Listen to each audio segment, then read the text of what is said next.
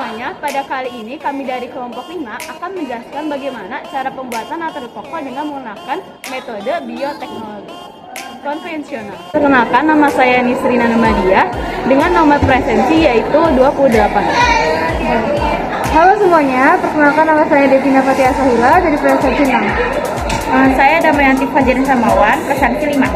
Halo semuanya, perkenalkan nama saya Febi Hana Sinaga, presensi 12. Tampilan produk. Nata de coco memiliki tampilan produk yang terlihat seperti jelly, berbentuk kubus, berwarna putih hingga bening, dan memiliki tekstur yang kenyal. Sejarah nata de coco. Kata nata berasal dari bahasa Spanyol yang berarti krim. Nata diterjemahkan ke dalam bahasa Latin sebagai natare yang berarti terapung-apung.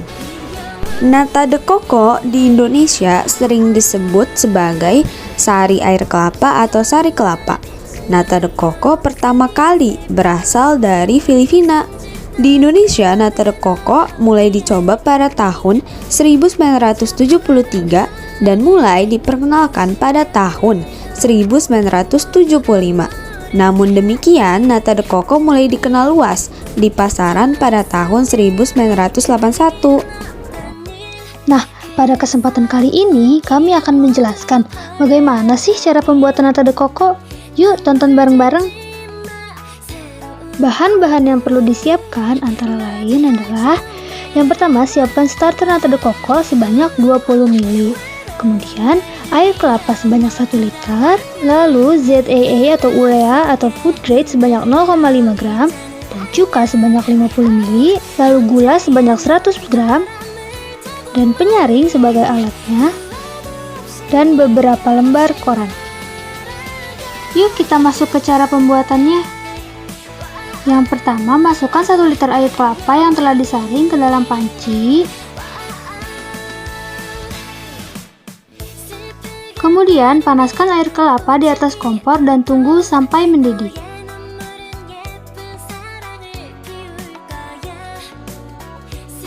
Setelah air kelapa mendidih, masukkan 0,5 gram urea.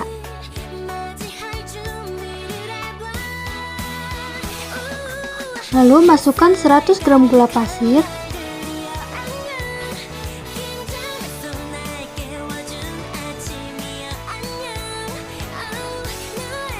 Selanjutnya dimasukkan 50 ml asam cuka. Lalu aduklah air kelapa hingga tercampur rata.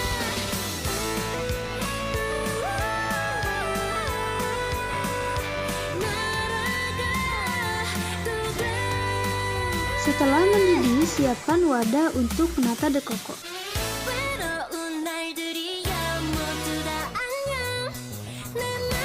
Tuang air kelapa ke dalam wadah steril.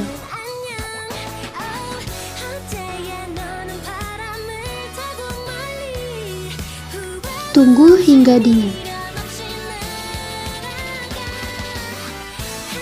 Setelah dingin, masukkan 20 ml starter secara perlahan.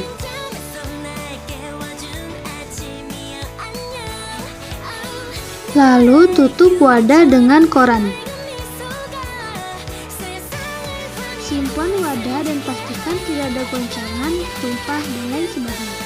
Tunggu kurang lebih selama 2 minggu.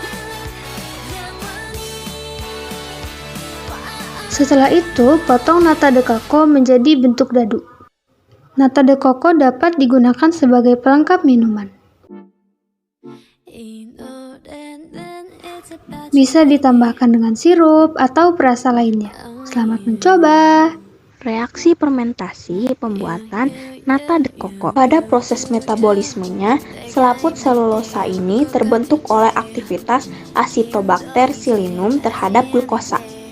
Karbohidrat pada medium dipecah menjadi glukosa yang kemudian berikatan dengan asam lemak, guanosin trifosfat, membentuk prekursor penciri selulosa oleh enzim selulosa sintetase. Kemudian dikeluarkan ke lingkungan membentuk jalinan selulosa pada permukaan medium. Selain itu, Bakteri ini juga mengeluarkan enzim yang mampu menyusun atau mempolimerisasi senyawa glukosa menjadi polisakarida yang dikenal dengan selulosa ekstraseluler atau nata de coco. Mikroorganisme yang digunakan dalam pembuatan nata de coco. Bakteri yang berperan dalam pembuatan nata de coco adalah Acetobacter psyllinum. Acetobacter psyllinum mampu mempolimerisasikan glukosa menjadi selulosa. Untuk selanjutnya, selulosa akan membentuk matrik yang dikenal dengan sebutan nata. Bakteri Acetobacter psyllinum merupakan jenis bakteri anaerob fakultatif yang biasa digunakan dalam bidang bioteknologi.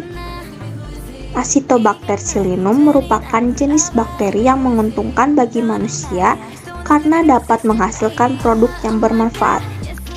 Manfaat produk. Yang pertama, meningkatkan kekebalan tubuh. Kandungan vitamin B seperti vitamin B1, B2, serta vitamin C tentunya sangat bermanfaat untuk membantu meningkatkan kekebalan tubuh. Jumlah air yang cukup banyak pada nata de coco juga bisa memenuhi kebutuhan air.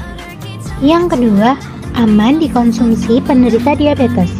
Selama nata de coco dikonsumsi dengan jumlah dan cara yang benar atau tidak berlebihan, makanan ini relatif aman untuk dikonsumsi oleh penderita diabetes sekalipun.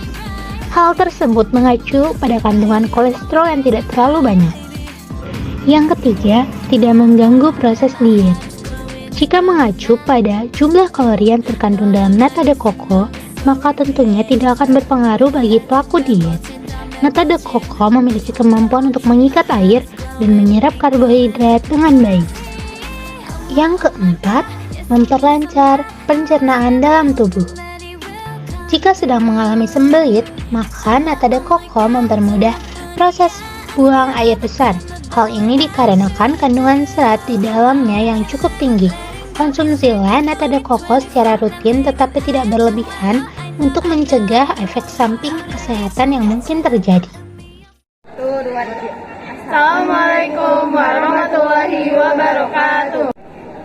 Assalamualaikum warahmatullahi wabarakatuh. Perkenalkan, kami dari kelompok nata de coco. Perkenalkan, kami dari kelompok 5. Pada kali ini kita akan menjelaskan bagaimana cara pembuatan nata de coco dengan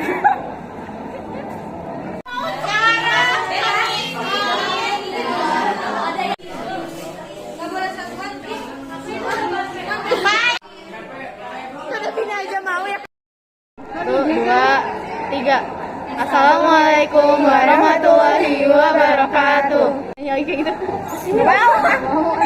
Oke, ini langsung beneran jaim. Gagasan yang akan membuat kami akan membuat.